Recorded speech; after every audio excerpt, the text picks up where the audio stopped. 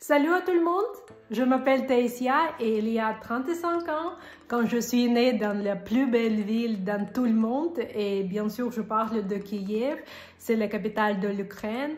Et dans mes vidéos, j'ai envie de vous parler un peu des événements historiques ainsi que les établissements et les monuments emblématiques qui font l'histoire pas seulement de notre pays mais aussi de notre ville. Et aujourd'hui, je voudrais commencer par la Porte d'Or. Peut-être c'est un des plus emblématiques établissements de notre ville. Et donc, je vais parler un peu quelques faits sur ce monument. Je suis sûre que vous savez ce personnage qui s'appelle Yaroslav Sage.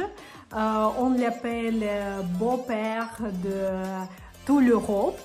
Et donc, c'était lui qui a fondé la Porte d'Or. Alors, la Porte d'Or a été créée à 1035 et vous pouvez voir la vue de cette porte à l'époque. Bien sûr que c'est la reconstruction. Nous ne savons pas malheureusement comment la vue était en réalité. Mais aujourd'hui, la rue où se trouve la Porte d'Or s'appelle Yaroslavl Val. On peut traduire comme l'arbre de Yaroslav, c'est-à-dire un mur de la fortification qui entournait Kiev de l'époque de Yaroslav. Et donc, l'auteur de l'église était 12 mètres et la largeur était 7,5 mètres et à tout haut, il y avait une église de Marie, Sainte Mère de Dieu. Et bien sûr, comme dans tout le monde, il y a plusieurs de légendes qui parlent pourquoi on l'appelait la porte comme la Porte d'Or. Et à mes yeux, une légende la plus probable, c'est qu'on devait payer par l'heure pour traverser ces portes. Et ce que aussi est intéressant, c'est que le prototype de la Porte d'Or a été trouvé à Byzantie, à Constantinople. Et donc, le titre était le même, c'était aussi la Porte d'Or, vous pouvez le voir ici. Mais à mes yeux, je ne trouve pas l'identité précise, mais peut-être quelque chose. Dans tout cas, donc, la Porte d'Or restait une entrée principale jusqu'à 1240 quand les Tatars mongols a détruit Kiev. Et donc, j'espère que vous savez que les Russes modernes, ils sont les Tatars mongols aussi.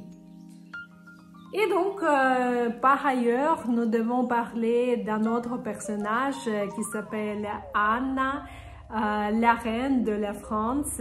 C'était aussi la fille de Yaroslav Sage.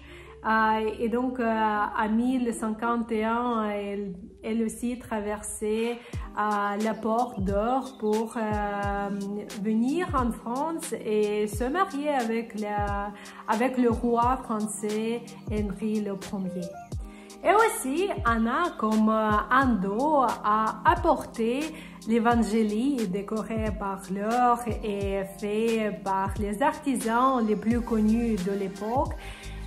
Et donc, pendant les siècles, chaque roi français prêtait serment en mettant le main vers cet évangile. Et je pense que vous savez, cette propagande faite par les Russes, surtout par la télévision russe, en ce qui concerne l'unité de peuple, c'est-à-dire de deux peuples, entre les Ukrainiens et les Russes. On pense que nous avons la même apparence, mais vous êtes sûr?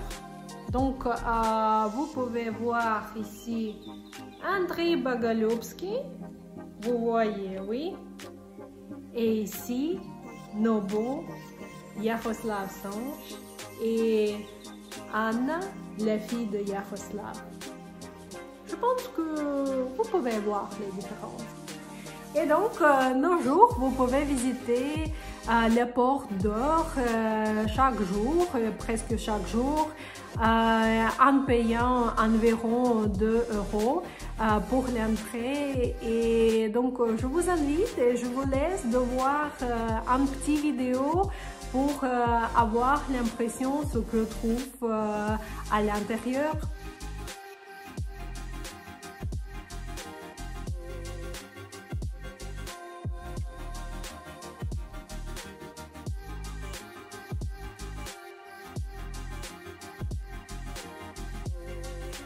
Merci beaucoup que vous avez vu cette vidéo et donc je vais continuer à partager avec vous les petites vidéos et parler l'effet assez profond de l'histoire de notre Kiev et de l'Ukraine en général.